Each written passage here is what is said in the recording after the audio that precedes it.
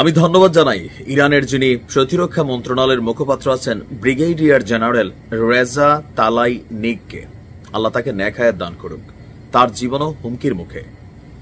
পুরো খবরটি দেওয়ার আগে শুধু এতটুকুই বলি, এবার যদি ইরান হেরে যায়, ইসরায়েলের সাথে আরবদের লড়াইয়ের ইতিহাস আছে। আমরা তো ইতিহাস পড়ি না, আপনাদের একটু পড়া উচিত, মাঝে মাঝে জানবেন। এই ইতিহাস বলছে দুইটা লড়াই হয়েছে, দুইটা লড়াইয়ে আরবরা হারছে, শোচনীয়ভাবে হারছে। কেন হারছে জানেন? সেনার সক্ষমতার অভাব ছিল না, মেশিনারিজের অভাব ছিল না, সমস্যা ছিল নিজেদের মধ্যে ঐক্যবদ্ধতা।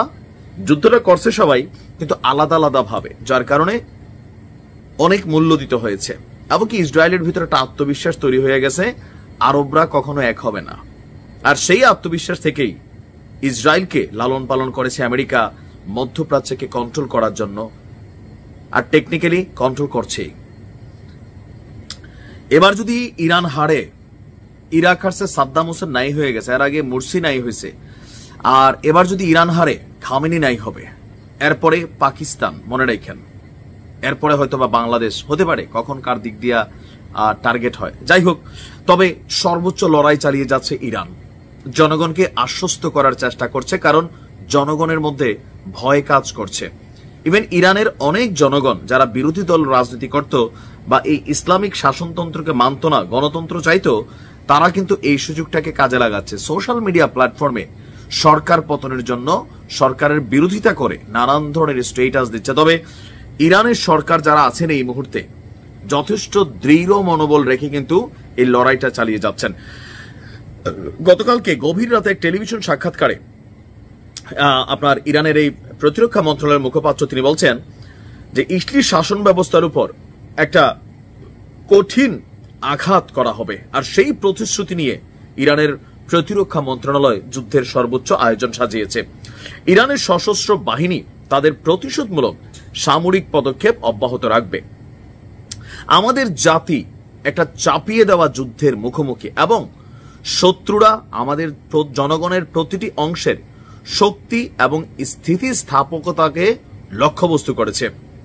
এই সময় ইরানের প্রতিরক্ষামূলক অবস্থানের উপর জোর দিয়ে তিনি বলছেন, একই সাথে ইরানি জাতিকে রক্ষা করার জন্য উপলব্ধ, মানে নিজেদের কাছে যা আছে সকল ধরনের ব্যবহার, আমরা উপায় তারা ব্যবহার করার জন্য প্রস্তুতির কথা জানিয়েছেন। তিনি বলছেন, আমরা দৃঢ়ভাবে একটি প্রতিরক্ষামূলক অবস্থানে আছি, কিন্তু আমাদের সমস্ত আক্রমণাত্মক এবং প্রতিরক্ষামূলক ক্ষমতা আমরা ব্যবহার করার সিদ্ধান্ত নিয়েছি। আমাদের প্রতিরক্ষা ফ্রন্টের পরীক্ষাগুলো প্রশস্ত এবং সমাজের সকল স্তরের মানুষ এতে জড়িত। ইরানের বিরুদ্ধে দীর্ঘস্থায়ী যুদ্ধ সহ্য করার ক্ষমতা ইসরায়েলের নেই, তিনি দাবি করে বলছেন, শত্রুরা যুদ্ধে টিকে থাকতে পারবে না, এবং এটি চলতে থাকলে ইসরায়েলের সরকারের কোমর ভেঙে যাবে। তিনি বলছেন যে প্রতিশোধমূলক ব্যবস্থা নেওয়ার জন্য ইরান প্রথমবারের মতন একটি নতুন ক্ষেপণাস্ত্র ব্যবস্থা সামনে ব্যবহার করতে যাচ্ছে।